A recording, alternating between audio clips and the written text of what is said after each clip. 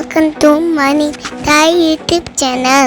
இன்னைக்கு நான் என்ன பண்ண போறேன் அப்படினா காலையில என்ன விளையாட்டு காட்றாங்க. இந்த பிரெட்டை வச்சு நான் இன்னைக்கு என்ன பண்ண போறேன் அப்படினா பிரெட் ஆம்லெட் தாங்க பண்ண போறேன். பிரெட் ஆம்லெட் பண்ண என்னென்ன பொருள் தேவை, அதை எப்படி பண்ண போறேன் அப்படிங்கறத வந்து பாருங்க. நான் இன்னைக்கு 2 பிரெட் ஆம்லெட் பண்ண போறேன். அதுக்காக 2 ஸ்லைஸ் சீஸ் எடுத்து வச்சிருக்கேன்.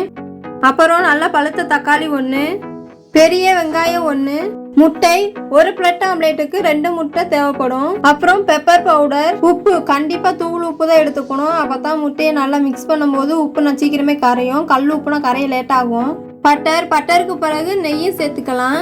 மைனஸ் சாஸ், நீங்க எந்த சாஸ்னாலும் எடுத்துக்கலாம். என்கிட்ட இன்னைக்கு இருக்கிற கெச்சப் எடுத்துக்கிட்டேன். அவ்வளவுதான் பிரெட் ஆம்லேட் பண்றதுக்கு தேவையான பொருள் எல்லாம். இப்ப பிரெட் ஆம்லேட் பண்றதுக்காக ஒரு கப் எடுத்து வச்சுக்கிட்டேன். அந்த கப்புல 2 முட்டையை நல்லா உடைச்சு ஊத்திக்கிட்டேன். நம்ம சேனலை யாரும் சப்ஸ்கிரைப் பண்ணல அப்படின்னா வீடியோ பார்த்துக்கிட்டே சப்ஸ்கிரைப் பண்ணிருங்க. மறக்காம சப்ஸ்கிரைப் பண்ணிட்டீங்க அப்படின்னா லைக் பண்ணிருங்க. முட்டையை உடைச்சு ஊத்துனதுக்கு அப்புறமா ஒரு 1/4 டீஸ்பூன் அளவு பெப்பர் பவுடர் சேர்த்துக்கிட்டேன். ஒரு பிஞ்ச் அளவு உப்பு சேர்த்துக்கிட்டேன், தூள் உப்பு. கூட கொஞ்சோன்னு மல்லிச்செடி இருந்தாலும் அதையும் கட் பண்ணி சேர்த்துக்கலாம். என்கிட்ட மல்லிச்செடி இல்லை, அதனால நான் போடல. ஸ்பூனை வச்சு நல்லா முட்டையை அடிச்சுக்கிறேன். நல்லா மிக்ஸ் பண்ணாதான் உப்பு பெப்பர் எல்லாம் நல்லா மிக்ஸ் ஆகி வரும்.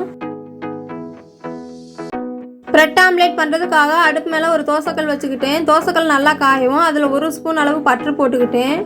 பட்டர் நல்லா மெல்ட் ஆக ஆரம்பிச்சிருச்சு. பட்டர் நல்லா மெல்ட் ஆகவும் மிக்ஸ் பண்ணி வச்சிருந்த முட்டையை நான் தோசைக்கல்ல ஊத்திக்கிட்டேன்.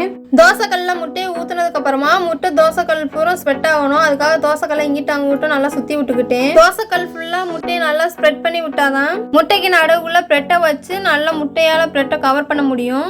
நான் இப்ப 2 பிரெட்டை எடுத்து தோசைக்கல்ல ஊத்துன முட்டைக்கு மேல அந்த 2 பிரெட்டையும் நான் வைக்க போறேன். 2 பிரெட்டையும் மேல வைக்காம இந்த மாதிரி தனித்தனியா வைக்கணும்.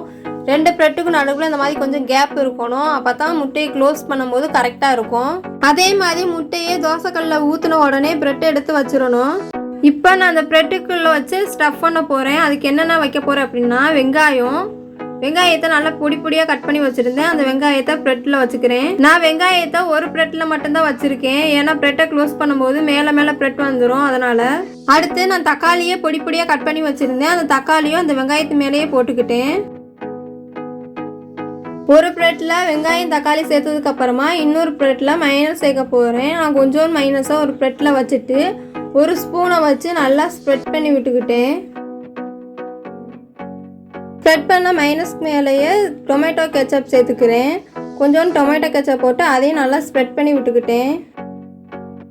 நல்லா ஸ்ப்ரெட் பண்ணி விட்ட கெச்சப் மேலே இப்போ நான் ஒரு ஸ்லைஸ் சீஸ் எடுத்து வச்சுக்கிட்டேன். சீஸ் வச்சா பிரெட் ஆம்லேட் நல்லா க்ரீமியா இருக்கும். இன்னும் பிரெட் மேலே ஒன்றா ஸ்டஃப் பண்ணுறதுக்குள்ளேயும் முட்டையும் நல்லா வெந்துருச்சு. இப்போ நான் முட்டையை ஒரு சைடாக மடிச்சு விட்டுக்கிறேன். இந்த மாதிரி ஒரு சைடு மடிச்சு விட்டதுக்கு அப்புறமா தோசைக்கல்லை திருப்பி நான் இன்னொரு சைடு முட்டையை மடிச்சு விட்டுக்கிட்டேன். பிரெட்டுக்கு 2 சைடு இருக்கிற முட்டையை நல்லா மடிச்சு விட்டதுக்கு அப்புறமா 2 பிரெட்டு ஒன்று சேர்ற மாதிரி இந்த மாதிரி மடிச்சு விட்டுக்கிட்டேன். பிரெட் ஆம்லேட்டை நான் இந்த மாதிரி நல்லா அமைக்கி விட்டுக்கிட்டேன். நடுவில் உள்ள சீஸ் நல்லா மெல்ட் ஆகி 2 பிரெட்லையும் நல்லா ஒட்டுறதுக்காக. அவ்வளோதான், பிரெட் ஆம்லேட் ரெடி ஆகிருச்சு. இந்த பிரெட் ஆம்லேட் செய்யறது ரொம்பவே ஈஸி. நீங்களும் வீட்டில் ட்ரை பண்ணி பாருங்க. பிடிச்சிருந்தா மறக்காம லைக் பண்ணுங்க. தொடர்ந்து வீடியோஸ் பார்க்கணும் அப்படின்னா சப்ஸ்கிரைப் பண்ணுங்க. மறக்காம பெல் ஐக்கனை கிளிக் பண்ணுங்க. லைக் பண்ணுங்க, ஷேர் பண்ணுங்க.